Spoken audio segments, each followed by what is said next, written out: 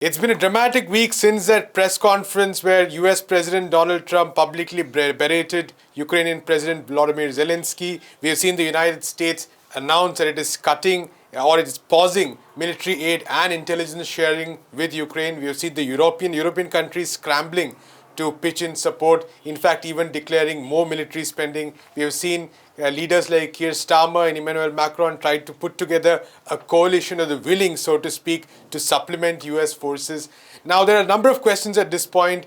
Is the United States really going to suspend military support? Are the Europeans really going to step in? What does this mean for the Ukrainian war? And the answers seem to almost change day by day because there are fresh sets of announcements coming out from all quarters. So we're going to be looking at some of these issues as well as some of the larger issues that have brought us to this moment. What were the reasons for this conflict, the actual reasons stretching maybe 20 or 30 years, and we're going to be looking at all of this in this episode of Mapping Faultlines.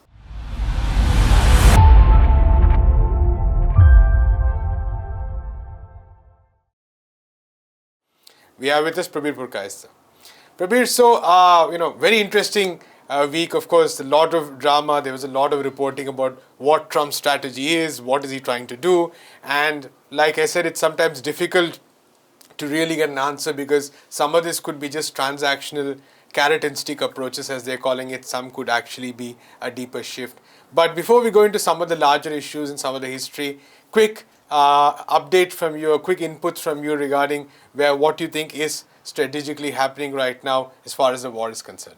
Well, looking glass and crystal ball, there is no question that this is a clear shift. We cannot deny that Trump is not remaking the global relationships for the better, for the worse, in a different way, questions for the future. But it is not business as usual, and that's very, very clear. So this whole concept of coalition of the willing, actually it comes from the Iraq war, right, but it spilled over into the Ukraine war, and the NATO, in fact, consolidated around this war with the idea that this is possibly an opportunity to break up Russia. And Russia has huge mineral and other resources.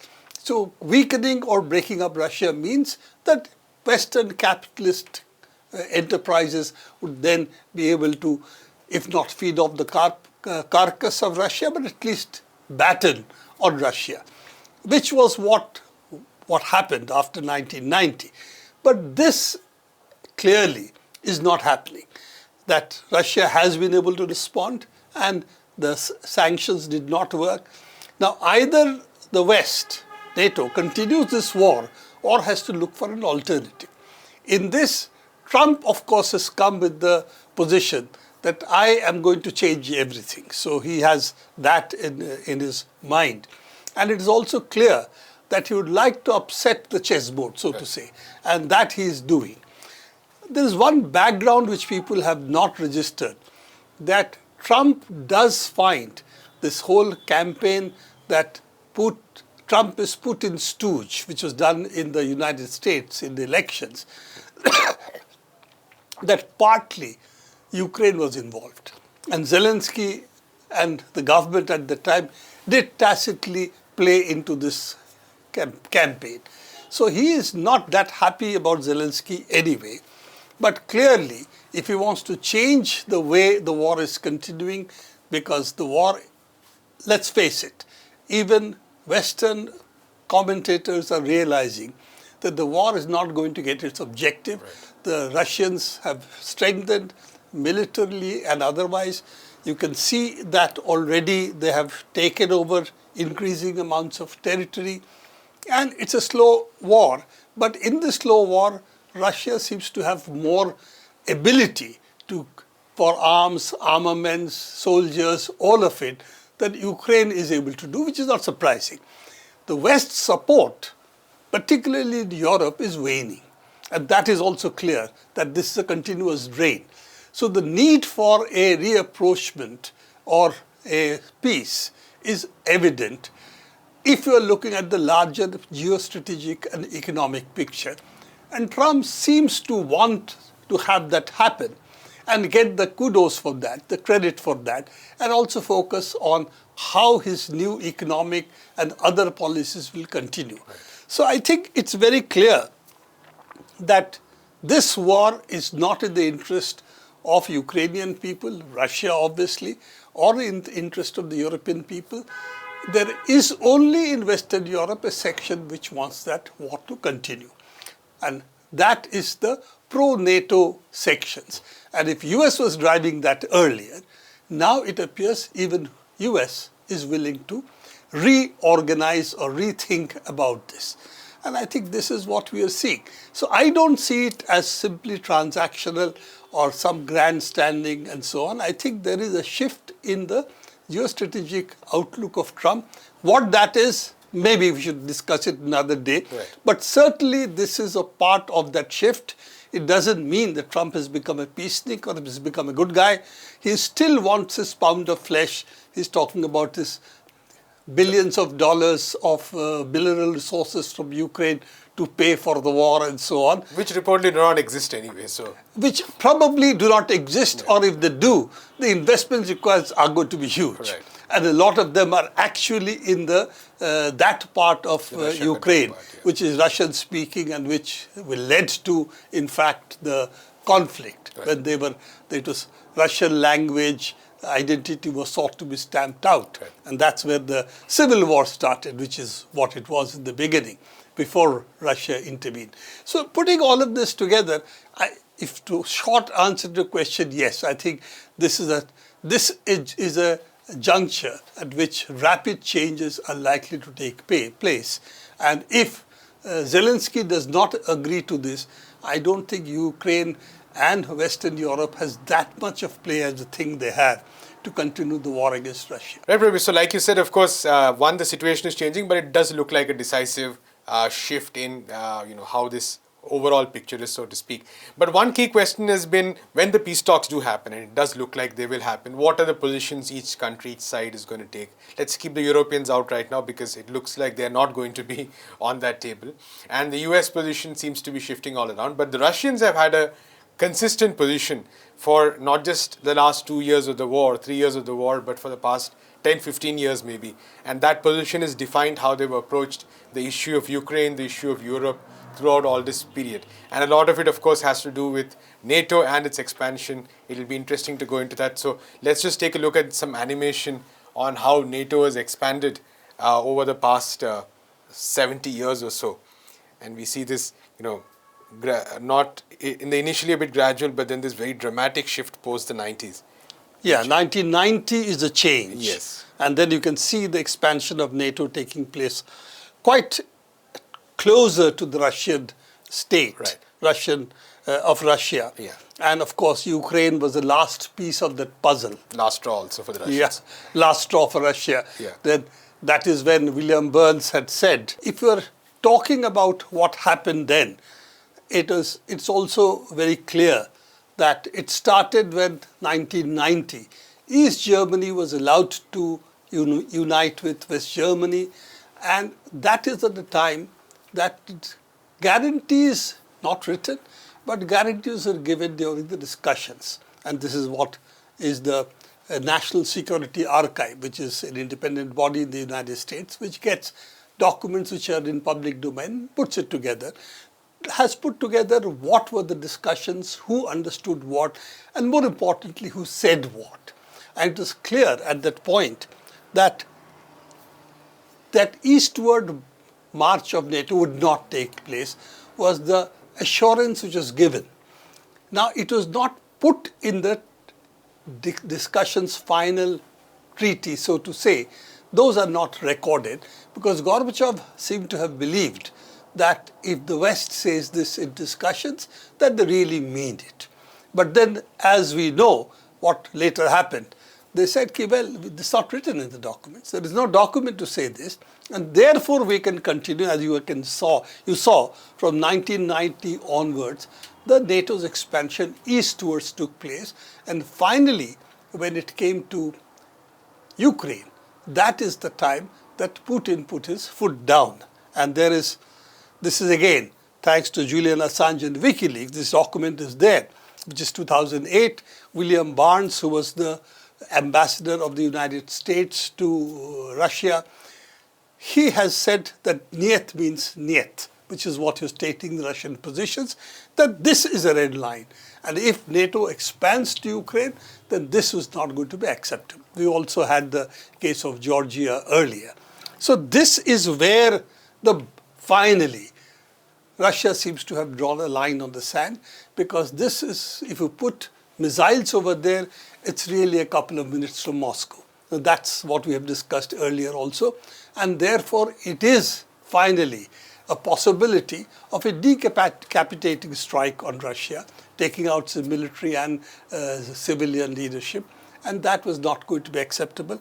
And it's also something Putin had warned in 2007 in the Munich conference, that he, from I think 2002 to 2007, was hopeful that some possibility exists of making peace with European Union, peace with NATO, and Russia becoming or being allowed to become a part of larger Europe.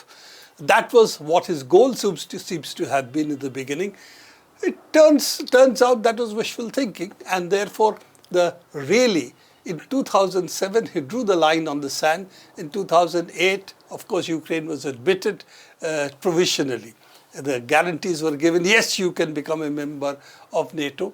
And then, of course, the talks that took place between the European Union and Russia being on the sidelines, but Russia was there with the Donetsk and other provinces which are Russian-speaking. Ethnically, they considered themselves Russian. Attacks in different ways on them. And then finally a civil war that started. And after the civil war that started, at one point, Russia's entry into the war. This is all public domain. And that is the background with which it still continues. That if NATO wants to expand into Ukraine, that's a red line. So any final solution in the sense of a treaty, a peace agreement, which will terminate this war, means that Ukraine has to accept it will not join the NATO. And if European Union thinks that it can put its soldiers in Ukraine, and that will be acceptable to Russia, I don't think that's going to work either. So that's almost going back to status quo ante, right, except the fact that the United States is not going to be a part of that. And the United States is the one who backstops the war. Without the productive war machinery of the United States, it's not possible today to match Russia's expanded military production, arms production, and of course its army, which is much larger than, of course, not only Ukraine, but all of the NATO put together in Europe. So given all of that, I think we are looking for, at some point, the war-mongering, if I may say so, particularly of the United Kingdom, militarily rather weak. They can probably put about 70,000 people on the ground to fight any war, which will probably last about a week or 2 weeks. Their ships don't work. The armored carriers they have, very few now, don't work. So therefore, the amount of bravado they show is a part of their post-imperial hubris they seem to still have. So I think given all of that, we are looking for a kind of peace to emerge, but it is going to take time, because European Union now has to realize they can't fight the war on their own without the United States, and they cannot. If Trump is taking the position he has done, how long can Ukraine continue is an issue. Russia for the last 3 months has not been very aggressive on the war front, probably in the belief that once Trump comes, they would like to see what happens. Let's see, as of now, where we are going to be headed, and are we going to see boots on the ground from the United Kingdom, France, Germany, in order to fight this war. If that happens, then I think we are entering again into quite dangerous territory. But without the United States backstopping the European Union, whether that is possible or not is the question that we have. Right. Prabir, once again, looking at a larger picture, so to speak, we see, like we discussed, the United States making a pivot, so to speak, changing its strategy. But how does this play out in the larger picture? What I mean is, what does seem to be, or what are the possibilities for the United States right now if it is moving away from the Biden strategy or the democratic strategy of full war with Russia, how is it seeking to reorient itself with regard to the rest of the world? We are very familiar with, a particular kind of US approach for the past 30 years, almost since the 90s. But if Trump is making so many changes, what does it mean for the rest of the world? Well, I think that's a question which is much more complicated because A, does Trump have clarity on what he wants to do? Right. Secondly, he seems to have an agenda both inside the United States as well as a global agenda. Now, both of these are difficult agendas, not clear that they are as straightforward as he seems to believe. And though people are saying it's a transactional arrangement that he's looking for, I don't think so. I think there is a deep-seated agenda that the American state, which really came out of the military-industrial complex of old, is not working anymore. Right. So a new kind of military-industrial complex in which Elon Musk, Peter Thiel, all these people are now going to be the leading figures, not what the earlier arms companies were. I think that's one part of his agenda, taking a axe to the United States government itself, that is all visible at the moment, plus remaking the global relationships in which they seem to want tribute from others, and including the ones who are close to them, and believing that will somehow help their finances improve. Now, as people have argued that if you want to put tariffs on others, is it who pays that extra tariff? Is it actually the country which is exporting or the people who are buying it? Right. So the argument is that if we are not able to substitute what others are selling to you, then increased tariff means it's a tax on the consumers inside the United States. All of these things we'll have to see. But there is no question that he is now trying to be what Rome was in its dying days, thinking extra tribute is going to stabilize the Roman Empire. Now, of course, we all study Roman Empire, not other empires, but that apart, that's what the Europeans and the Americans across the pond seem to believe in. So I think that's where we are at the moment. A point of change, certainly, where I think Lenin said this, that sometimes years take for days to happen and sometimes years take place in days. I think we have reached a point where the global scenario is changing very, very rapidly. And for us to say that we can predict what is going to happen is the problem, because it depends on what human beings will do. And unfortunately, human beings are not predictable, unlike nature. So we have reached a point where it depends on basically decisions of a few people which way the things will go. And at the moment, the Ukraine war is also enmeshed into the larger foreign policy reworking of it by United States, the Trump administration, and also the economic policies which are very closely intertwined with all of this. Thank you so much, Prabir, for that. We'll be coming back to discuss the Ukraine war, the global geopolitical situation, as well as new challenges that come up to these tariff policies and the impact on the rest of the world in future episodes of Mapping Fault Lines. Keep watching.